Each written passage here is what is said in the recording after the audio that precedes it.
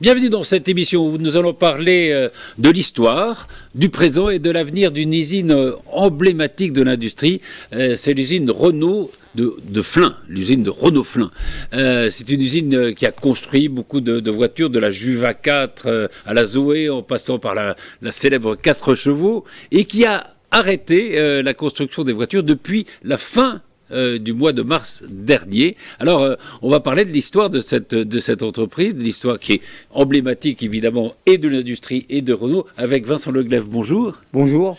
Alors, vous êtes l'auteur d'un livre qui est paru aux éditions L'Armatan, Renault-Flins, une page d'histoire automobile.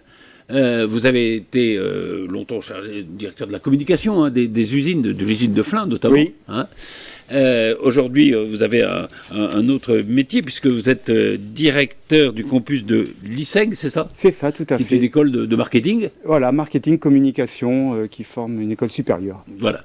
Et alors, c'est très intéressant, vous allez nous raconter un peu justement l'histoire. Et je vais d'abord vous interroger sur le début de votre livre. Et puis Nicolas Dandry, bonjour. Bonjour Patrice, bonjour à tous. Alors vous êtes journaliste, tout le monde vous connaît ici. Vous avez suivi évidemment depuis des années l'évolution notamment de Renault. Enfin. Oui, effectivement, Renault à la fois au Technocentre à Guyancourt et aussi l'usine Renault de Flins. De Flins et les changements évidemment de cette usine.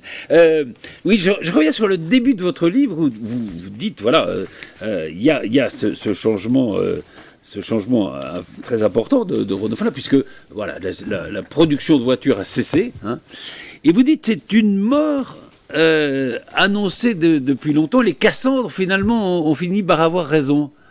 Alors, ce qui est très amusant, ou amusant, en tout cas très intéressant, c'est que moi, quand je suis arrivé à l'usine, dès l'année 2013, on m'a tout de suite fait comprendre que cette usine, depuis des années, elle était à chaque fois remise en question, remise sur la sellette, de par les collaborateurs, les salariés de l'usine sur le terrain.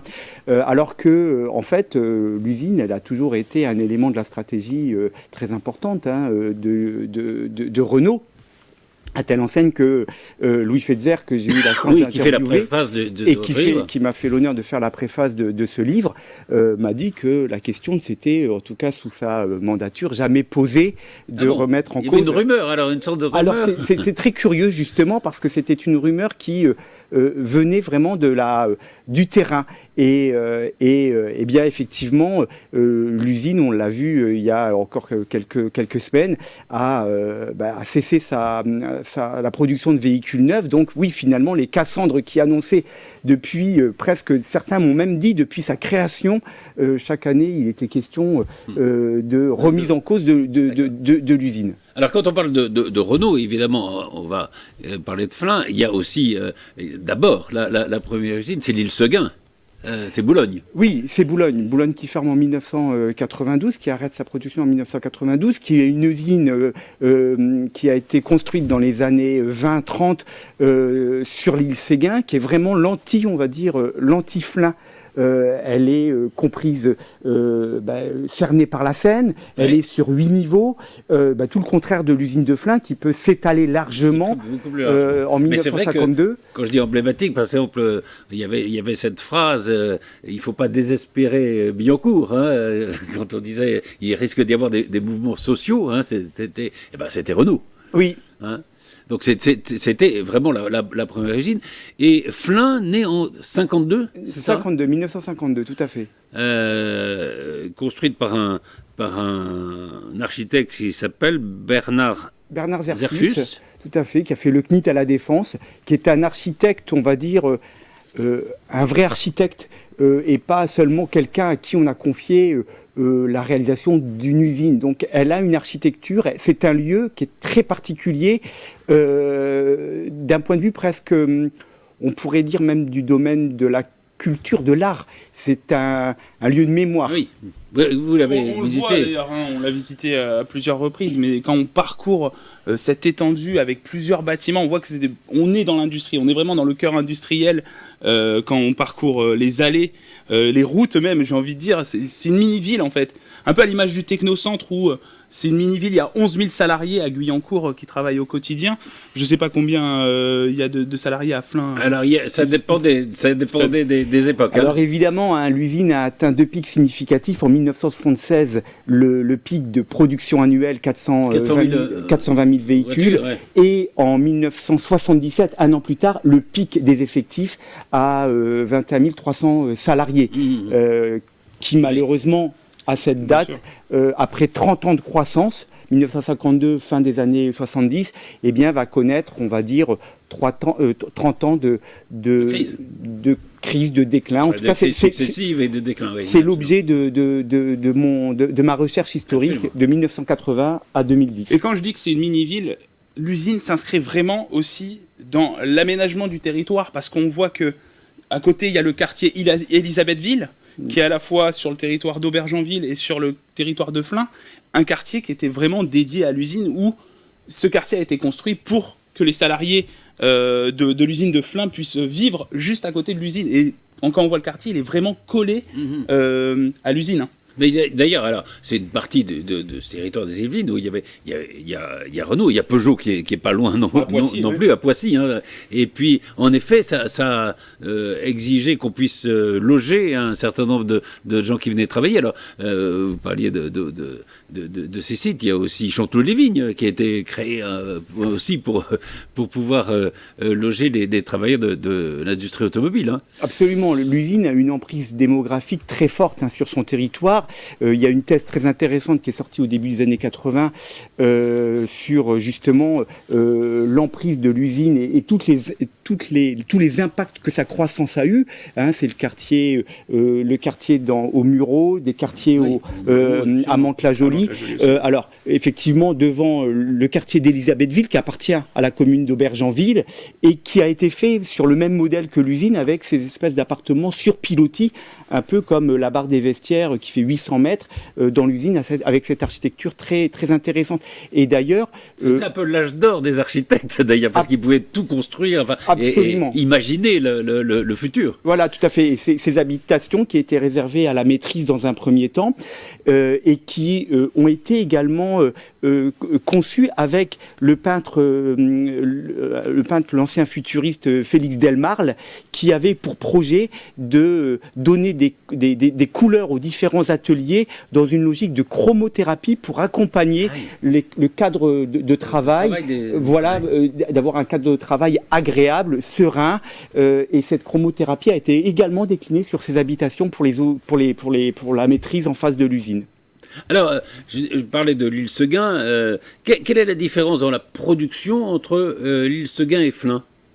Alors, c'est ce que m'ont rapporté un certain nombre de témoins qui ont travaillé sur les deux sites. Parce que je dis tout de suite, à l'origine, ce livre, c'est un travail universitaire. Hein. Absolument.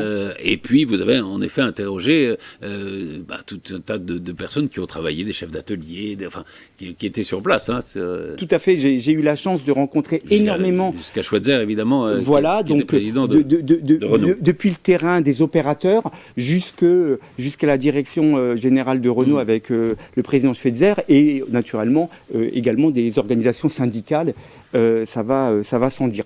Et donc, il se trouve que la grande différence entre l'usine de Flins et l'usine de l'île Seguin, c'est ce que m'a rapporté un témoin qui m'a dit quand moi je suis arrivé sur Flins dans les années 80, à Flins, il y avait de la place. Et c'est ça qui change tout. C'est que l'usine a été conçue... étendue, là. Voilà, c'est cette étendue et cette usine qui a été conçue après-guerre pour être la plus efficace dans les canons de l'époque, qui étaient ceux de la reconstruction et des 30 Glorieuses. Et donc, il m'explique, à Boulogne, on avait 8 niveaux, on avait des convoyeurs de partout, c'était une tripaille, si vous me permettez l'expression, incroyable. C'est pas très pratique, au fond. Voilà, qui avait été conçue. Et à Flins, comme il nous dit, on pouvait s'étendre, on pouvait se développer. Mais, à la fois, et c'est ce que je dis dans ma conclusion, c'est aussi ce qui, à l'orée des années 2010, a été un handicap pour l'usine, parce que l'usine s'est retrouvée beaucoup trop grande, dans une logique de performance industrielle, en la mettant en concurrence avec des sites plus jeunes, de Renault ou de l'alliance Renault-Nissan, mais plus jeunes, mais des sites beaucoup plus compacts. Plus compact, oui, ça qui correspondait mieux aux besoins du moment. Voilà. Alors, pardon, Oui, non, sur cette logique-là, c'est en décalage aussi avec le partenaire de Renault, Nissan. On sait que l'organisation, le toyotisme, l'organisation du travail japonais n'est pas du tout dans cette logique-là. Donc, je ne sais pas si vous pouvez témoigner, mais quand vous avez reçu certains ingénieurs, peut-être, certains salariés de Nissan venus du Japon, comment ils ont réagi par rapport à cette organisation de Flins? Ça doit être drôle, vous avez peut-être des anecdotes là-dessus. Alors, il y a deux choses. Il y a qu'effectivement, une usine telle qu'était conçue, l'usine de Flins, très grande, avec beaucoup de flux, avec beaucoup de chaînes, c'était effectivement, comme vous le dites, assez en écart avec les systèmes de production japonais qui se sont imposés chez Renault et naturellement à Flins. Il est d'ailleurs intéressant dans les recherches que j'ai faites de voir à quel point le système a mis du temps à s'implémenter dans l'usine. Ça a été très long, plusieurs années avec des audits, et on voit que la chose a tout le monde est convaincu. Il y a eu des visites qui ont été faites dès les années 80 dans les sites de Toyota, dans les sites japonais, d'équipes de Renault, et qui sont revenus avec des bonnes idées, qui se sont déployées à l'usine de Flins, mais en fait qui se sont déployées, on va dire, en s'en limitant à la superficie, des éléments superficiels. Et en fait, la force de ces systèmes-là, ce sont des systèmes de production qui reposent sur également du management, également des dispositifs extrêmement opérationnels qui viennent changer l'ADN de l'usine. Mais cet ADN de l'usine, à Flins, était beaucoup plus difficile à faire évoluer. Une autre anecdote sur la comparaison entre Nissan et Renault, c'est qu'à un moment, c'est un témoin qui me rapporte ça, il parle de l'absentéisme. Et quand Nissan vient, il leur demande « Vous avez quoi comme absentéisme dans l'usine ?» Et Nissan dit « Parce que nous, on a 1,5, 1,2%, enfin 2% de nos collaborateurs. » Et le témoin me dit « Nous, on n'a même pas osé répondre, on a vu 8 à 9%, c'était épouvantable. » Et quand vous parlez aussi de l'évolution en 2010, il y a aussi les contraintes environnementales. Sur un site qui est quand même au bord de Seine. Ah ben évidemment, l'usine de Flins, c'est une usine qui a été... Il y a la peinture, enfin il y a plein de choses qui sont un peu compliquées pour le respect de l'environnement. Tout à fait, j'ai été puisé dans les fonds d'archives ministérielles, et effectivement il y a énormément de cas qui remontent, enfin énormément, en tout cas de manière significative de cas qui remontent, qui montrent que l'usine, avec une certaine tolérance des pouvoirs publics, parce qu'ils se rendent bien compte que dans l'État il est très difficile de la rendre vertueuse en termes environnementaux, et donc inévitablement elle a un impact, une emprise de plus en plus importante qu'il est difficile de limiter en dépit des certifications 14001 par exemple, ISO 14001 au début du siècle, qui sont mises en place, et l'usine a vraiment effectivement la scène, la structure de l'usine. Même l'étendue. Un directeur m'expliquait que ils ont voulu faire des travaux et ils se sont rendus compte que il y avait de l'amiante partout. Et il me dit, tu te fais peur, quoi. Quand tu vois les travaux qu'il y avait à faire, tu te fais peur. C'est vraiment l'expression qu'il a employée. Et puis d'autres problèmes sur le vieillissement de l'usine, indépendamment de problèmes de fuite, etc. Ben, par exemple, un bâtiment, le seul bâtiment qui était avec plusieurs étages, 3 étages, eh bien, dans les années 2000, 2 étages sont neutralisés parce que les dalles ne supportent plus les installations lourdes de production. Nicolas a évoqué la différence de mentalité, enfin japonaise et française. Vous parlez de la Nissan qui a été produite, la Nissan Micra, je crois, qui a été produite à Flins, qui n'a pas marché aussi bien que Renault de l'espérait. Est-ce que ça vient de ça, peut-être de ce conflit psychologique, c'est autre chose. Donc non, je pense pas. Je pense que moi je ne suis pas un expert dans le domaine du produit automobile au sens commercial du terme, marketing du terme. Je pense que ça correspond ou pas. Les véhicules, les véhicules qui étaient produits à Flins, c'était des petites citadines. Donc c'est un secteur extrêmement concurrentiel. où il y a une guerre des prix très importante, évidemment, et où la compétitivité et la rentabilité, j'imagine, d'un petit véhicule comme ça est relativement fragile. Et puis, comme je vous l'ai dit, une très très forte concurrence. Tous les constructeurs ont des modèles de ce type-là. Donc, la Nissan a peut-être dans sa stratégie, la Micra, pardon, a peut-être dans sa stratégie eu des difficultés à trouver sa place. Qui n'a rien à voir avec ça. D'ailleurs, alors, sur votre livre, sur la couverture, on voit les voitures. Et là, si on fait la liste des voitures qui ont été produites à Flins, c'est impressionnant. Hein. Ça commence par la Juve A4. Oui. Alors, et puis, alors, il y a la Frégate, le fameux. La Frégate. Frégate, alors, c'est pas une petite citadine, hein, c'était une grosse voiture. Absolument. La plus grosse. La plus grosse. La 4 chevaux, la Dauphine, la Renault 4, la Renault 5, la Renault 16, la 10, la 12, la Renault 18, la Clio. Alors Clio, Bien ça sûr, a été la famille Clio. évidemment. Alors là, vous parlez de citadines, enfin des petites voitures, ça a été le grand succès, un des grands succès de Renault. La Twingo, évidemment. Et puis la Zoé, première voiture électrique. Donc c'est quand même assez énorme, enfin en production de voitures, et très diversifiée finalement. Alors, dans l'histoire. C'est ça qui est intéressant, c'est que l'usine de Flins, l'usine de la reconstruction 52, elle doit produire des véhicules de manière, entre guillemets, démocratique. C'est-à-dire, c'est la liberté, c'est la soif de consommation, et donc on produit tous les modèles. Dans l'époque de les 30 Glorieuses. En gros, enfin, voilà.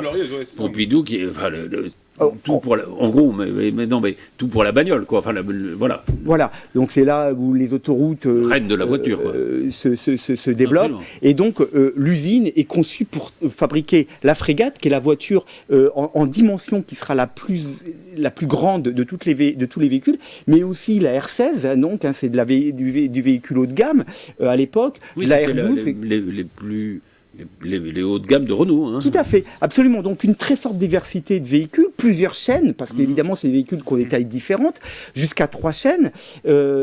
Bien évidemment, ça, quand il y a l'entrée en crise dans les années 80, là Renault va, en termes de stratégie industrielle, se dire cette usine-là, elle est dédiée aux véhicules, aux petites citadines type Clio. Et là, on va supprimer cette grande diversité qui apportait une problématique de compétitivité réelle, parce que quand vous avez à produire sur une même ligne des véhicules de tailles différentes, c'est forcément beaucoup plus complexe que de rationaliser la production avec un seul modèle de véhicule. Voilà. Donc c'est vraiment un contraste fort entre les 30 premières années, production, diversité, la croissance. Alors, ça c'est jusque quoi, 76 à peu près, hein, c'est ce que vous disiez tout à l'heure. Voilà, c'est ça. Là, l'usine va atteindre son pic de production. Son pic de production avec 420 000... Voilà. Alors ensuite, elle ne va pas décliner en termes de production. Oui. Elle va se maintenir à des niveaux qui sont quand même relativement forts jusqu'à la fin des années 90, où là, l'usine va même réaliser son record sur une journée de production. Donc, on a encore des niveaux de performance qui sont élevés et soutenus par des modèles qui marchent très fort, hein, la Clio, la Twingo, bien évidemment.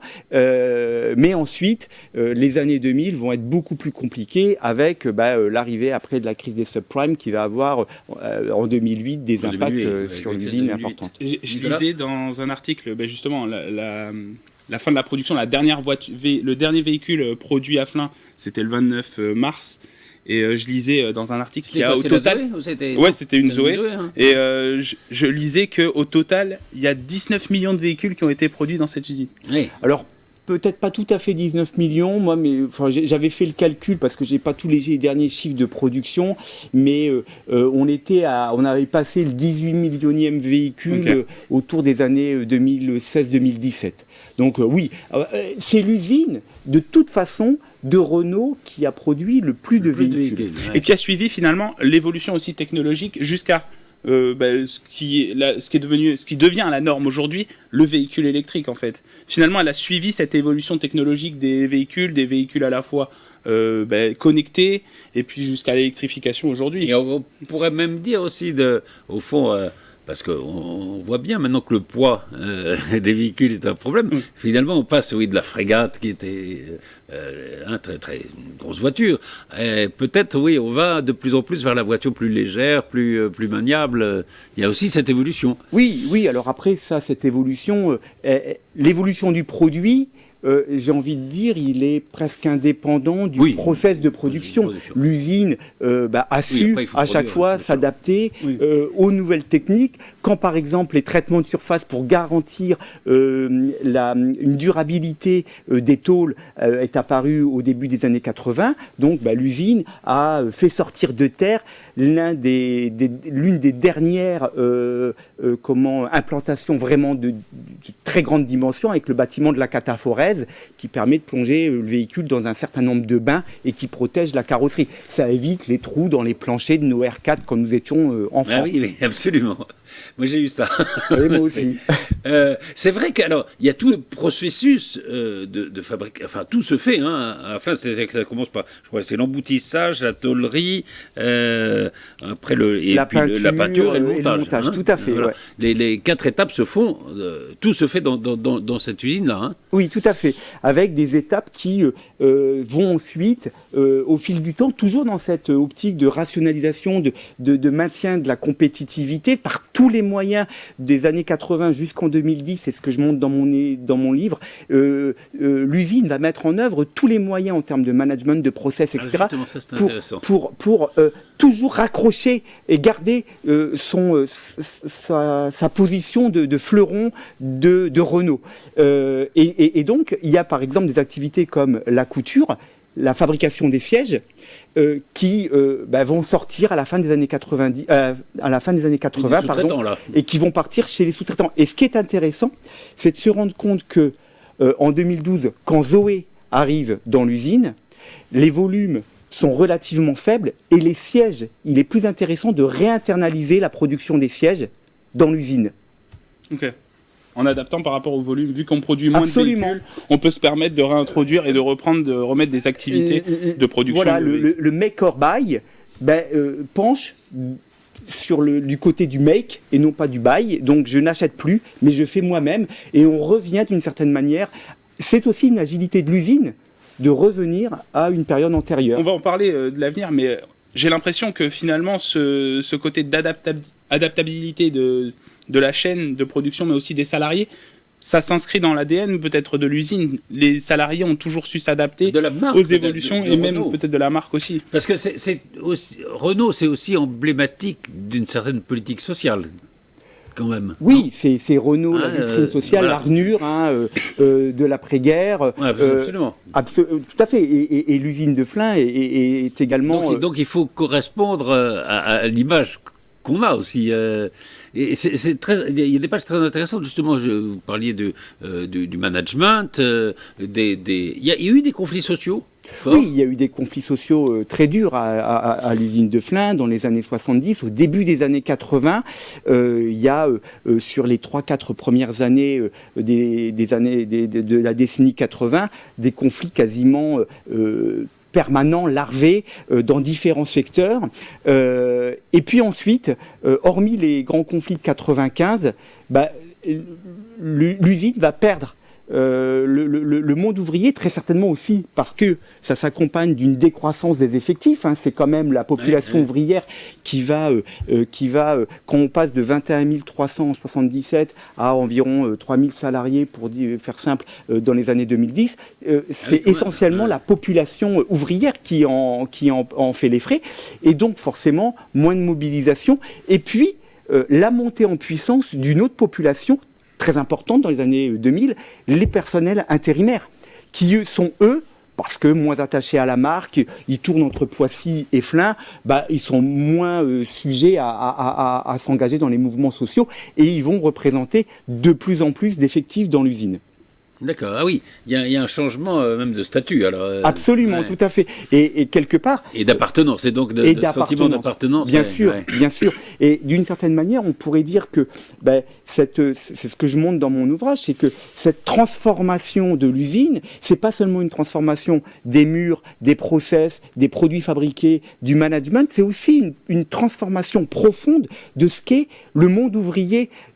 On passe du monde ouvrier du XXe siècle au monde ouvrier du XXIe siècle, et d'une certaine manière, c'est ce que j'ai appelé moi la désouvriérisation, c'est-à-dire qu'on a d'abord dans les années 80 un collectif qui est encore uni et qui est capable de se mobiliser vers un ensemble d'individus, à une individuation de l'ouvrier, et un ouvrier à qui on demande de s'occuper de son poste de travail, de l'améliorer, de contrôler sa qualité, mais également la qualité du poste précédent, d'alerter pour tout problème, jusqu'à quelque chose qui était complètement contre-intuitif au début des années 80, c'est de dire je vois un problème, j'arrête la chaîne, et je suis en capacité, moi, opérateur, d'arrêter la chaîne pour éviter qu'un problème parte plus loin.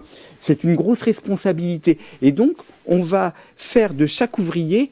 Alors c'est très bien, on va comprendre qu'un ouvrier, c'est pas seulement de la main-d'œuvre, c'est aussi un cerveau d'œuvre, on va dire, qu'il a aussi un cerveau et qu'il a des bonnes idées. Oui. Mais d'une certaine manière, ça va contribuer à, entre guillemets, casser ce collectif ouvrier tel qu'on le connaissait avant. C'est un peu le passage du salariat à l'ubérisation aujourd'hui, où on est chacun, ou potentiellement on peut être chacun auto-entrepreneur.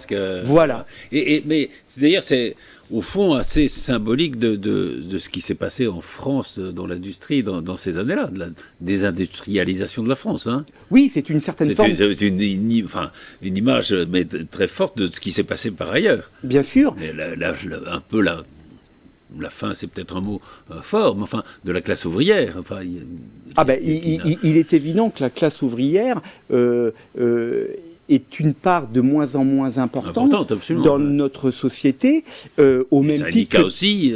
Voilà, tout à fait. L'emprise des syndicats s'en trouve également affaiblie, mais il en va de même dans cette transition, comme nous avons connu au XIXe siècle, un passage de la classe rurale à la classe ouvrière, avec un changement d'effectif entre ces deux populations. Il y a aussi un phénomène qu'on peut évoquer pour justement cette diminution, puis aussi la diminution à la fois du monde ouvrier, mais aussi la diminution du nombre de salariés à Flins. Il y a aussi l'automatisation et son apogée aujourd'hui avec l'industrie 4.0. Et on sait, et c'est là où on peut faire aussi le lien avec le Technocentre, c'est-à-dire que le Technocentre, spécialisé dans la recherche et développement du groupe Renault, pense aussi au développement des nouveaux outils, des nouveaux robots qui accompagne l'ouvrier. L'ouvrier aujourd'hui est plus un pilote de machine que quelqu'un qui intervient directement sur les véhicules. Et finalement, il est plus là en gestionnaire de machines. Parce que la production aujourd'hui est automatisée. Et ça, il y a un lien qui est fait. Moi, j'ai déjà fait au Technocentre. Il y a eu une journée dédiée, je me souviens, c'était avant la crise Covid. Une journée où on présentait tous les nouveaux outils, des robots autonomes qui suivent l'ouvrier avec l'ensemble des outils présents sur la machine, au bras articulés, autonomes, quasiment autonomes, même s'il reste toujours un opérateur derrière. Et là aussi, il y a une évolution du métier de l'ouvrier qui est assez important et qui s'intensifie de plus en plus.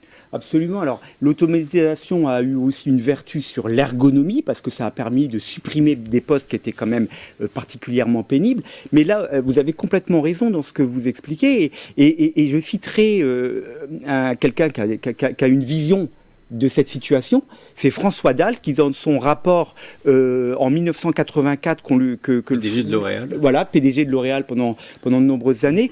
François Mitterrand lui avait demandé un rapport. François Mitterrand. Voilà, mais en tout cas, il lui avait demandé un rapport sur l'automobile qui est paru en 84, et il avait dit cette chose-là. Et il lui dit les usines, on va passer dans les usines d'ouvriers à la chaîne en bleu de travail, à des ingénieurs et techniciens en blouse blanche qui pilotent des robots derrière leur écran d'ordinateur en s'ennuyant à longueur de journée, quelque chose comme ça. Et c'est vrai que c'est ça. Et en même temps, moins nombreux. Donc, ça a une vertu sur la pénibilité, il faut le reconnaître, c'est clair. Ça a aussi une vertu sur la montée en compétences et sur le développement de nouveaux métiers, parce que ça nécessite aussi des métiers de maintenance.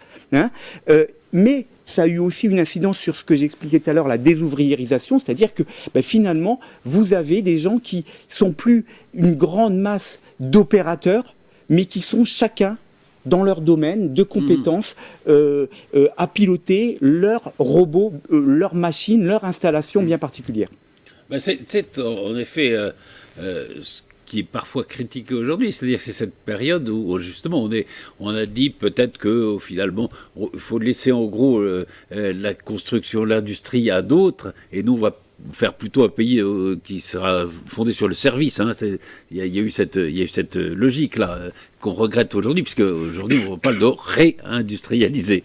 Mais enfin, oui, ça évidemment, ça fait partie de cette histoire. Et comment est-ce que justement, parce que c'est une question qui est intéressante, je trouve, est-ce que chez les dirigeants de Renault, parler de François Dalle, mais chez les dirigeants automobiles, on a assez vite conçu ou intégré l'idée qu'il y allait avoir une évolution de l'automobile dans la vie quotidienne et dans la façon de fabriquer. Ou est-ce qu'on est resté jusqu'à ce qu'on puisse produire le plus et puis après on est face à un mur et on change de stratégie? Alors, il y a deux choses. En fait, je pense qu'il y a deux courants. Ce qui est très étrange, c'est qu'en même temps, la direction de l'usine, comme la direction de Renault, a tout fait au cours des années 80, 90, 2000 pour maintenir la position de l'usine au meilleur niveau. On s'est rendu compte à un moment que c'était difficile, mais malgré tout, il fallait continuer à produire à l'usine de Flins. Donc on a tout fait, comme je l'expliquais tout à l'heure, en termes de management, de process, etc., pour maintenir cette usine. Pour autant, et c'est là où c'est intéressant, à la fin des années 2000, juste avant la crise des subprimes, il y avait déjà des projets dans les tuyaux de déconstruction de véhicules, de recyclage, de pôles, écopôles. Ils avaient appelé ça écopôle. C'est un directeur de l'usine qui m'en a parlé de cette époque-là, qui, du fait de la crise des subprimes, a été remisé, a été remisé dans les cartons, mais même pas reculé, quoi. Ça a été reporté, fini, on l'a oublié. Oui. Voilà. Et donc, ce qui est intéressant, c'est que peut-être que si cet écopôle était monté en puissance, peut-être que la refactory, j'en sais rien, je parle en tant qu'historien, aurait peut-être été avancée, ouais. Peut-être que l'usine aurait cessé sa production de véhicules neufs. Ouais. Plus tôt. Je ne vais pas faire de fiction, mais ce qui pose question là-dessus, c'est que d'une certaine manière, et c'est toute la valeur de l'usine de Flins au fil des années 80, 90, 2000, qui passe de plus en plus d'une usine avec une vraie performance, avec une vraie compétitivité, à une usine qui est en fait un symbole pour Renault, un symbole pour l'État français, puisque avec la crise des subprimes, l'État prête à Renault 3 milliards d'euros, et ce qui permet à l'État d'avoir une espèce de puissance, de mainmise sur l'entreprise. Et rappelez-vous, en 2010, Carlos Ghosn, convoqué par Nicolas Sarkozy, pour voir affecter des volumes de Clio qui n'étaient pas prévus initialement, Clio 4, à l'usine de Flins. C'est là où j'allais en venir. Est-ce que finalement, ce qui a maintenu l'usine Renault en termes de production de véhicules, c'est aussi la stratégie de Carlos Ghosn, plus de volume que de valeur? La stratégie, Carlos Ghosn était orientée plus pour faire du volume, vraiment. Volume de production. Ouais. Est-ce que c'est ça qui a maintenu aussi l'activité de production au sein de l'usine Renault de Flins? Alors, je ne suis pas certain parce que... Après, encore une fois, moi, j'ai le regard de l'historien et je ne suis pas, moi, dans la stratégie de l'entreprise. A priori, j'aurais tendance à dire que non, puisque Clio, qui était quand même le véhicule phare pour lequel l'usine de Flins, Clio 3, Clio 2, Clio 1, avait toujours été, comme on dit, la mother plant, c'est-à-dire l'usine qui démarre en premier le véhicule. Clio 4, c'est l'usine de Bursa en Turquie. Oui, il y a d'autres usines qui arrivent. Absolument. Des plus petites et qui viennent faire concurrence. Et puis Dacia, qui vient concurrencer aussi de manière indirecte l'usine de Flins. Qui est fabriquée où, Dacia? En Roumanie. En Roumanie. Donc, je ne suis pas certain de... Je pense que la volonté qu'il y avait, de ce que je comprends, c'était de faire de l'usine de Flins avec l'annonce de la Zoé, électrique, qui était avant la crise des subprimes, en tout cas, qui était dans les tuyaux à cette époque-là, de faire de l'usine de Flins une usine qui allait produire comme un écopôle, hein, donc des produits autour de la transition écologique. Voilà, donc je ne suis pas certain que l'usine elle ait pu bénéficier, puisque c'est l'État Sarkozy, Carlos Ghosn, convoqué, qui a fait en sorte que l'usine puisse produire des Clio. Et justement, alors, puisque vous parliez de la Zoé, c'est ça, c'est 2009 à peu près la Zoé, enfin qu'on décide de la produire. Alors, la Zoé... Peut-être un peu avant. La Zoé, c'est comme un projet véhicule, hein, et elle est arrivée dans l'usine en 2012, donc effectivement... Oui, mais la conception, enfin voilà, l'idée qu'on va la produire... Tout à fait. Et à l'époque... Le véhicule électrique aujourd'hui, bon, on voit évidemment son importance, mais il y a donc 20 ans à peu près, un peu moins de 20 ans, mais 15 ans, le véhicule électrique, c'était quoi? C'était considéré comment? Faire la Zoé, c'était quand même assez révolutionnaire, non? Alors, oui, c'était assez... Où il y avait déjà dans d'autres pays... C'était assez révolutionnaire. Maintenant, de mémoire, il y avait eu alors je ne sais plus vous dire l'année, mais dans les années 80-90, une Super 5 électrique. Oui, tout à fait. Donc, il y a l'électrification. Ah bon? Oui, n'oublions pas que la Jamais Contente, le premier véhicule... Oui, la Jamais Contente était électrique. Était électrique. Hein, oui, il y a eu un moment alors, de bascule où on a choisi le moteur thermique, mais il y avait des véhicules électriques dès le début. Ça, c'est vrai. En tout cas, le véhicule électrique, effectivement, ça a été une vraie révolution. Alors après, encore une fois, moi, c'est peut-être un peu trop tôt pour faire l'histoire du véhicule électrique. Hein, je me permets. Non, mais je veux savoir quand on décide justement de faire la Zoé, c'est quand même une sorte de révolution, même si on dit pas que ça va être. Il y avait quand même Toyota qui était engagé dans l'hybride. Alors c'est pas le véhicule électrique, mais c'est le véhicule hybride et l'électrification des moteurs. Et Toyota d'ailleurs est un précurseur sur le véhicule hybride, où les premiers véhicules sortent, je crois, fin des années 2010. Qui est président de Renault en 2009? C'est Carlos Ghosn? C'est Carlos Ghosn, il est arrivé en 2005. Alors ce qui est intéressant avec la Zoé, c'est que en fait, je dirais que c'est pas tant de faire un véhicule électrique ou un véhicule avec une énergie alternative. Et effectivement, c'est déjà en soi quand même un peu révolutionnaire, vous l'avez dit, mais c'est surtout de faire un véhicule électrique qui soit abordable. Oui. Dans l'esprit de ce qu'a fait l'usine de Flins, avec la Clio, oui. À partir du début des années 80, en rationnant sa production sur des petits véhicules, des citadines. Au fond, c'est ça, c'est peut-être la première voiture électrique assez abordable, la Zoé. D'une certaine façon, oui. Oui, c'est ça. Un petit véhicule citadin, et puis qui soit dans des tarifs à l'époque, pour l'époque, encore assez abordables. Et puis avec une autonomie qui soit pas complètement négligeable non plus. Et une situation de monopole, puisque c'est les seuls, en tout cas en France. On a vu circuler pendant 10 ans, du coup, que des Zoé en termes de véhicules électriques. Là, maintenant, ça y est, les autres constructeurs se sont alignés. Et la Clio électrique, elle était fabriquée à Flins aussi ou... Alors, vous dire exactement, je pense qu'elle est restée à l'état quasi de prototype. Il n'y a pas eu beaucoup d'exemplaires de vendus, je pense. C'est la Twingo, pardon, il y a une Twingo qui est électrique, non? Non, il n'y a pas eu de Twingo. Il y a une Twingo électrique, mais récemment. Tout à fait, oui. C'est Flins aussi ou c'est pas Flins? Non, c'est pas Flins. La Twingo a quitté l'usine de Flins avec l'arrêt de sa chaîne spécifique en 2007. Et comme dit un directeur que j'ai interviewé pour mon ouvrage, en 2007, il me dit, moi j'ai fermé une usine. Parce qu'effectivement, une ligne de production... Quand vous en fermez une, les usines, c'était le cas de Sandouville et de Douai, avaient 2 lignes de production. L'usine de Flins, on a eu jusqu'à 3.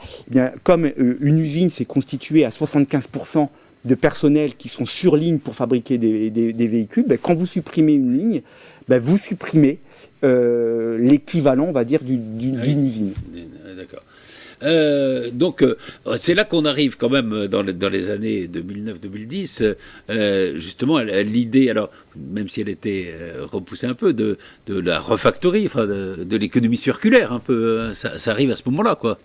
C'est ça, puisqu'on parle de déconstruction de véhicules. Alors on ne parle pas en l'état de remise à niveau, comme va le faire le projet Refactory de véhicules d'occasion, de toute marque d'ailleurs, je crois, mais on parle vraiment de déconstruction de véhicules pour recycler les pièces qui sont... Et d'où ça vient ça? Comment ça naît cette idée-là? Alors là, pour tout vous dire, l'origine, je pense qu'on s'est rendu compte aussi, alors il y a des questions, le législateur a défini, tant au niveau européen qu'au niveau de la France, qu'un véhicule devait être recyclable à 95% de ses pièces, donc les tissus, les pièces, les fluides, les plastiques. Je veux dire par là, est-ce que Renault, c'est une exception là, sur cette stratégie-là, ou est-ce que toutes les marques Peugeot fait la même chose ou... Ah, je crois que c'est quelque chose qui a été qui a irrigué à peu près toutes les marques, parce que toutes les marques sont soumises aux mêmes réglementations, aux mêmes contraintes. Et puis ensuite, elles ont, j'imagine, les mêmes équipes entre guillemets de prospective, ou en tout cas qui se penchent sur ce que doit être l'activité automobile du futur.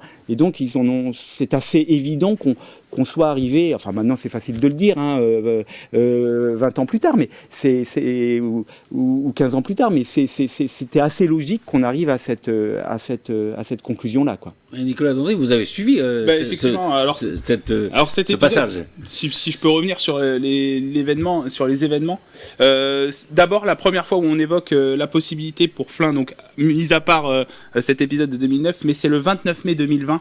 Donc on est en pleine crise sanitaire, le pays a été déconfiné quelques semaines auparavant. Il y a aussi, il faut penser, l'affaire Carlos Ghosn, qui est toujours qui s'est déclenchée donc fin 2019. Et le 29 mai 2020, Jean-Dominique Sénard, donc le président du conseil d'administration du groupe Renault, et Clotilde Delbos annoncent un plan d'économie de 2 milliards d'euros sur 3 ans. Donc du fait des difficultés du groupe, de la crise sanitaire et la crise de l'industrie automobile, et aussi avec la volonté de passer dans une transition écologique. L'idée, c'est de supprimer 4600 postes, donc reconversion, départ volontaire, et avec la volonté, donc Flin annoncé d'avoir un transfert des activités de Choisy-le-Roi. Donc Choisy-le-Roi, c'est un site industriel de Renault qui est spécialisé dans le recyclage, et en fait de fermer ce site et de transférer à Flin. Donc l'activité d'économie circulaire est lancée, le projet est dans les tuyaux. Ensuite, le 14 janvier 2021, c'est Luca De Meo qui fait une conférence de presse pour présenter la Renaulution. Donc plusieurs annonces assez importantes, et là pour la première fois, on évoque le mot de Refactory. La Refactory est lancée à Flin. L'objectif, c'est de devenir le leader de l'économie circulaire automobile au niveau européen. Et donc, c'est lancé, et un an plus tard, on fête le premier anniversaire de la Refactory. Et justement, j'y étais, c'était le 30 novembre 2021, quasiment un an après l'annonce du plan d'économie de 2 milliards et l'annonce de la Renaulution de Luca De Meo, et j'y étais. Il y avait Jean-Dominique Sénard qui était présent et Luca De Meo. Regardez. Et vous avez tous des masques, hein? Et on a tous des masques. On regarde.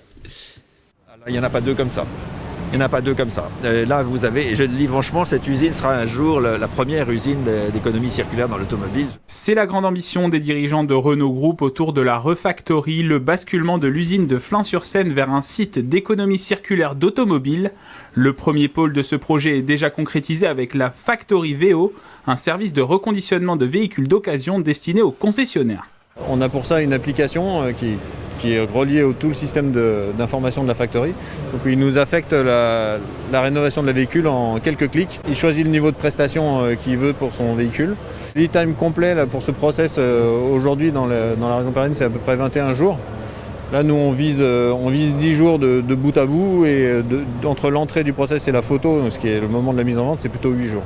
Dès l'arrivée de la voiture sur site, le process de rénovation commence par une série de diagnostics sur l'état du véhicule. On regarde s'il n'y a pas des anomalies ou des câbles qui sont débranchés ou toute autre détérioration en fin de compte. Et si c'est détérioré, on envoie ça pour la mécanique pour faire réparer et remettre le véhicule en état.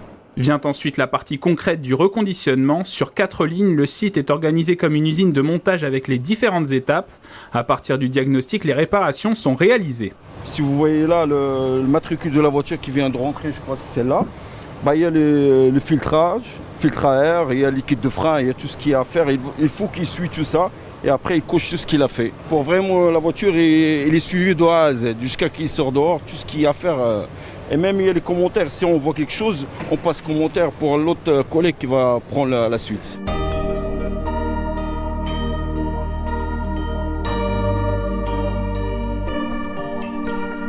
La suite, c'est la carrosserie, la peinture, les contrôles qualité et technique avant un essai routier. Des photographies sont réalisées et envoyées au concessionnaire pour la vente du véhicule. 1500 véhicules ont déjà été reconditionnés depuis le mois de septembre. L'objectif est fixé à 45 000 véhicules par an. Et nous sommes avec Jean-Philippe Bilahi, le directeur de la Refactory. Bonjour. Bonjour. Alors, ça y est, c'est lancé depuis septembre, la Refactory. Absolument, oui, depuis septembre. Ça fait, en fait, le projet de cette Factory VO, on l'a lancé fin décembre. Et je dirais en un temps record, puisque en septembre, on était déjà en montée en cadence dans ce bâtiment. Aujourd'hui, combien de personnes travaillent dans la Refactory ? Aujourd'hui, on a environ 150 personnes qui travaillent sur la Factory VO. Alors, la Refactory, c'est le projet global. Et Factory VO, je dirais, est un sous-projet du projet Refactory. Alors, il y a la Factory VO. Quels sont les 3 autres projets de la Refactory ? Alors, effectivement, la Factory VO, c'est l'une des grosses activités de notre activité de rétrofit. Ensuite, on est en train de lancer un ensemble d'activités sur le pôle Renergy qui vise, le point de départ de cette activité, c'est finalement les batteries qui sont aujourd'hui chez nos clients dans leur voiture, qui vont nous revenir en fin de vie et pour lequel on est en train de développer des activités de réutilisation en seconde vie. Le troisième pôle, c'est Recycle, où là, on veut réutiliser les pièces issues des voitures en fin de vie. Donc, déconstruire les voitures, récupérer les pièces et les réutiliser ensuite pour reconditionner des véhicules d'occasion. Et puis le dernier pôle, c'est finalement ce qu'on appelait Restart, c'est de faire de Flins un centre d'innovation. Un dernier mot, l'inquiétude ici, c'est l'inquiétude des salariés qui ont peur de perdre leur emploi. Aujourd'hui, vous assurez que finalement les emplois seront maintenus ou au moins il y aura un accompagnement pour une transition ? Absolument, aujourd'hui on a en visibilité grâce au projet Refactory, d'assurer un emploi à tous les collaborateurs de l'usine au moment où la fabrication de voitures s'arrêtera. Donc on a annoncé mi-2024.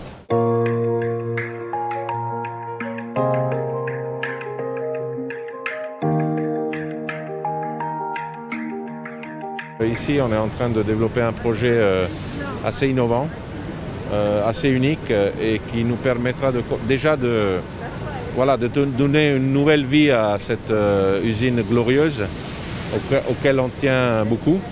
Et aussi, ça nous permettra de comprendre s'il y a vraiment du business dans l'économie circulaire. C'est un système ouvert parce qu'on a envie d'inviter les autres entreprises à investir sur l'économie circulaire pour comprendre quelles sont les connexions, quel est le business potentiel. On est en train d'organiser un accélérateur de start-up pour permettre aux jeunes, aux petites entreprises de venir et coopérer avec nous. On est en train de développer le concept de la Renault University, donc de former des gens ici, donc de faire une université de l'économie circulaire.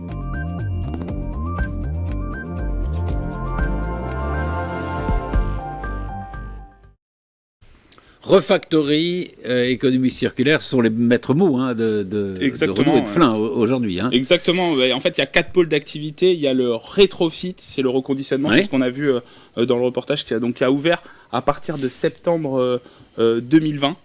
C'est une activité qui a été lancée à ce moment-là. Et l'idée, c'est d'avoir 45 000 véhicules par an à horizon 2030 reconditionnés, c'est-à-dire qu'on prend des véhicules d'occasion, anciens, on les reconditionne. Avec un diagnostic précis qui est fait. On l'a vu dans le reportage, ils sont vraiment accompagnés par la technologie, vous avez vu cette caméra à 360 degrés qui permet de voir s'il y a des défauts sur les véhicules pour ensuite les remettre sur le marché. Il y a la réénergie, donc en fait ça c'est plutôt une activité qui est basée sur la seconde vie des batteries de véhicules électriques, les reconditionner pour développer par exemple, c'est déjà...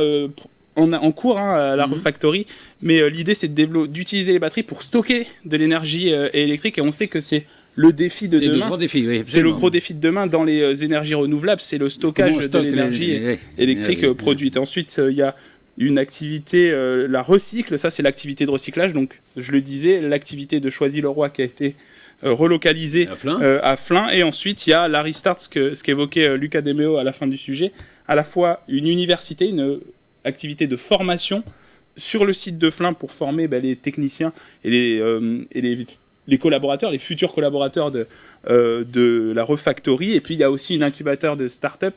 La volonté de la stratégie, en fait, c'est d'ouvrir l'usine de Flins sur l'extérieur en accueillant des entreprises. Il y en a déjà une qui est présente, en tout cas une parmi d'autres, mais on a déjà fait un sujet sur cette entreprise qui est présente sur l'usine de Flins, c'est Ivia, qui est spécialisée dans l'hydrogène.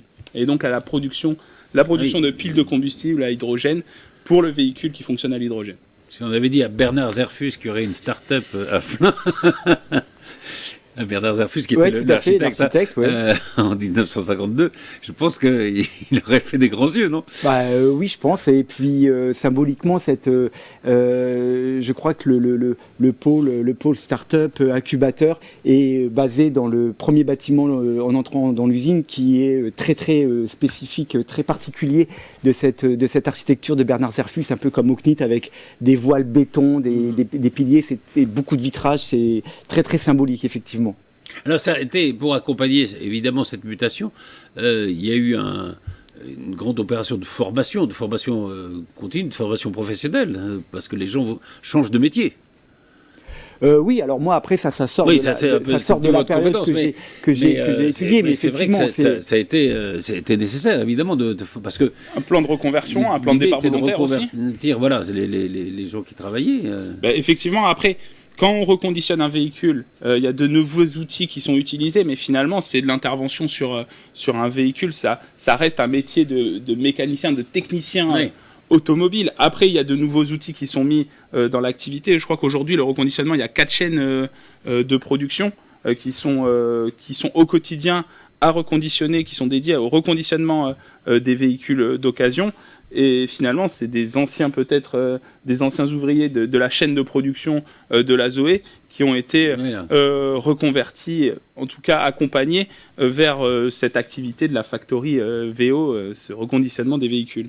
Elle n'est pas un peu vide, l'usine de Flins, aujourd'hui, malgré ces changements? Alors, je ne sais pas si vous êtes retourné non, j'ai pas eu ce plaisir, mais l'usine de Flins, 232 hectares, c'est plus grand que la Principauté de Monaco. Hein. Non, mais c'est ce qu'on avait l'habitude de dire quand on voulait visiter le site. 330 terrains de foot, donc c'est immense. 67 hectares de bâti, 13 km de route. Il faut imaginer que la chaîne de montage de l'usine de Flins, celle qui restait en tout cas, c'était 1 kilomètre. D'accord, rien que le montage. Donc oui, il faut, même si le bâtiment emboutissage, je crois, reste en activité, une partie de la tôlerie, il ne reste pas moins que la chaîne de peinture qui était aussi également très très longue, de peinture pour les véhicules neufs, pour les caisses entières, et puis tout le bâtiment du montage, maintenant effectivement sont dépeuplés. Donc c'est quand même la très grande partie de l'implantation de l'usine sur son territoire. Ensuite, je ne connais pas exactement les spécificités, mais j'imagine que même 4 lignes de production, quand vous parlez de 4 lignes de production de rétrofit pour les véhicules, ça n'a pas la même emprise en termes de surface, c'est beaucoup plus compact. Donc l'usine va très certainement, j'imagine, avoir un certain nombre d'arbitrages à faire en termes de bâti, de foncier, sachant qu'en plus c'est du foncier, comme on l'a dit tout à l'heure, ancien, qui va très certainement nécessiter... Mais qui n'est plus aux normes environnementales d'aujourd'hui. Merci beaucoup, parce que je trouve que c'est tout à fait passionnant, parce qu'à travers Renault, évidemment, c'est toute l'histoire de la France industrielle qu'on perçoit à travers votre ouvrage et à travers cette histoire. C'est vrai que, et la difficulté d'ailleurs qu'on peut avoir de prévoir 30, 40 ans à l'avance, quelles seront les grandes mutations. Évidemment, on était dans le tout automobile, on arrive à une période qui est totalement différente. C'est très intéressant d'ailleurs. C'est souvent quand on parle de transport, là, actuellement, par exemple, tous les décideurs prévoient de grands transports, des transports immenses qui seront là dans 20 ou 30 ans. Est-ce qu'on aura besoin de ces immenses transports dans 20 ou 30 ans? Personne ne le sait vraiment. C'est vrai que c'est compliqué. Oui, c'est compliqué, bien évidemment. Hein. Et c'est pour ça que le regard historique est tout à fait passionnant. Absolument, et j'ai essayé de porter 4 regards sur l'usine de Flins, qui est vraiment une usine symbole de tout un secteur, au-delà même de la France, c'est-à-dire le regard de l'usine sous l'aspect du secteur automobile, hein, le secteur industriel, avec toutes les mutations qu'il a connues, le regard des mutations qu'a connues également l'entreprise Renault, puisque c'était une usine du groupe Renault, hein, donc avec une concurrence interne, etc. Un regard sur l'usine, sur son territoire, tant le territoire strictement local que le territoire même national. Je parlais tout à l'heure de Nicolas Sarkozy, on voit bien la notion d'enjeu, oui. Mais c'est aussi, je vous rappelle... Renault, c'est la France quand même. Voilà, en 2011, tout l'enjeu autour d'un circuit de Formule 1 qu'il s'agirait de construire pour faire la vallée de l'automobile. Il fallait y avoir un circuit de Formule 1 tout à fait, qui n'a jamais eu lieu. Voilà. Et puis, en dernier lieu, dernier regard, là dans les murs de l'usine, le regard de la transformation sociale de l'ouvrier, du monde industriel, du point de vue du collaborateur, du salarié, avec la transformation des métiers, avec l'arrivée de l'automatisation, avec cette dimension sociale, également sur des aspects qui sont quand même autour des conditions de travail, de la sécurité, des accidents du travail, Dieu merci, qui se sont quand même largement améliorés. Tout ça, c'est les 4 regards que j'ai tenté, moi, de porter sur ces 30 ans qui ont, au tournant des 2 siècles, vraiment conditionné un changement profond de l'industrie en France. Et puis aussi, où tous les amoureux de l'usine de Flins, de Renault et de l'usine de Flins, je pense, y retrouveront beaucoup de bons souvenirs, comme moi, j'ai eu le plaisir d'en trouver auprès des personnes que j'ai interrogées.